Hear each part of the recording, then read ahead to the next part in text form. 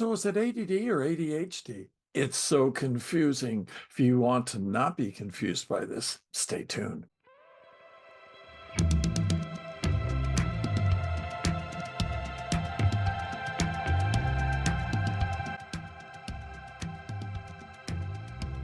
Hi, this is J.H. Clay for Everyday Coaching ADD. My clients often ask me, is it ADD or ADHD? And this is a common question.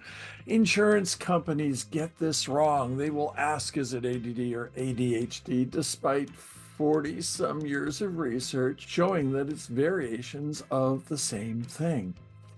When we think about ADD, it is not that people can't pay attention, it's they can't regulate it. And when they did the DSM-5, which is the current manual that we use to formally diagnose all sorts of mental conditions, they were thinking about changing the name. And I wish they had, because it really doesn't reflect what's going on very well at all. What they were going to call it is attention regulation disorder. But that didn't quite fit for people with the hyperactivity component. ADD is now divided into three subtypes. It's all ADD/ADHD with predominantly inattentive subtype, predominantly hyperactivity subtype, and combined, which is just what it sounds like. Now, combined is actually the most common subtype of ADD, and people may have more pronounced symptoms in either the inattentive, impulsive, what are often called vectors, or the hyperactivity vector. Now, if you had a graph with 100 points on each of two axes, does the person here look like the person here, like the person here, or the person here? No, of course not. The presentations for ADD are different between one individual and another.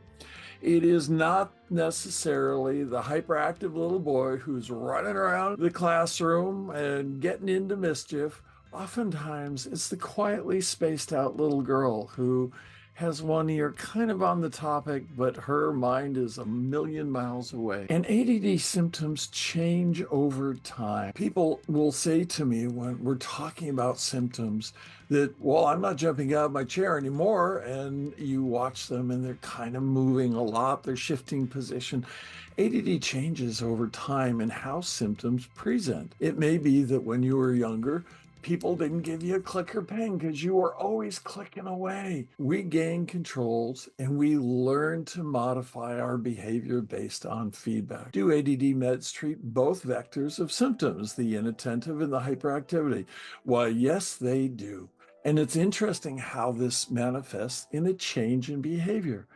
For the person with predominantly inattentive symptoms or totally inattentive symptoms, they're going to be able to regulate focus better.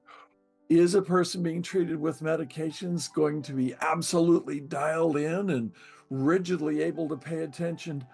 No, and we wouldn't want that either. We don't want you to turn into a robot. That's what a robot would be, somebody who can't shift. But what it will do is it will put you on parity with someone else. For the person with hyperactivity, they're going to just plain feel more settled. They're going to be able to sit and watch a television program without that urge to get up and move around or that urge to do something at the very same time. ADD symptoms, as I said, they change over time. We get better at managing those, particularly when we get feedback from other people. We learn to put down that clicker pen or not do that, or subtly find our fidget device in other ways. So this has been G.H. Glade for Everyday Coaching ADD. If this has been a helpful video for you, thump that like button. It helps the algorithm. And most of all, share it with other people. Take care until next week when I publish another video.